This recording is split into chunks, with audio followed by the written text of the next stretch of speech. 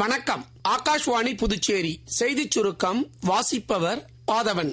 பிரதமர் திரு நரேந்திர மோடி மத்திய மற்றும் தென்கிழக்கு ஐரோப்பிய நாட்டு பயணத்தை முடித்துக் கொண்டு புதுடெல்லி வந்தடைந்தார். பிரதமர் திரு மோடி பான்ஸ்கி டிவோரியில் குரேஷிய பிரதமர் ஆண்ட்ரிஜ் பெலன்கோவிக்குடன் உயர்மட்ட அளவிலான பேச்சுவார்த்தைகளை நடத்தினார். இரு நாட்டு தலைவர்களும் கூட்டு செய்தி அறிக்கை ஒன்றை வெளியிட்டுள்ளனர். ஐரோப்பாவாக இருந்தாலும் ஆசியாவாக இருந்தாலும் போர்க்களத்தில் தீர்வுகளை காண முடியாது என்று கூறிய பிரதமர் திரு மோடி மோதல்களுக்கு அமைதி பேச்சுவார்த்தை மூலம் மட்டுமே தீர்வு காண முடியும் என்று உறுதிப்படுத்தினார். 4 மாநிலங்களில் 5 சட்டப்பேரவை தொகுதிகளுக்கு இன்று இடைத்தேர்தல் நடைபெறவுள்ளது. குஜராத்தில் காடி மற்றும் விசாவதா ஆகிய 2 தொகுதிகளுக்கும், கேரளாவில் நிலாம்பூர், பஞ்சாபில் லூதியானா சட்டப்பேரவை தொகுதிக்கும், மேற்கு வங்கத்தில் கலிகஞ்ச் சட்டப்பேரவை தொகுதிக்கும் இன்று வாக்குப்பதிவு தொடங்கியது. வாக்கு எண்ணிக்கை வரும் 23ஆம் தேதி திங்கட்கிழமை நடைபெறுகிறது.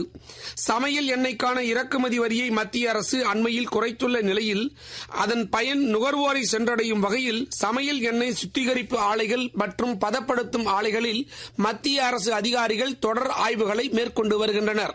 மகாராஷ்டிரம், ஆந்திர பிரதேசம், மத்திய பிரதேசம், குஜராத் ஆகிய மாநிலங்களில் இந்த ஆய்வு மேற்கொள்ளப்பட்டதாக மத்திய நுகர்வோர் விவகாரங்கள் துறை அமைச்சகம் தெரிவித்துள்ளது.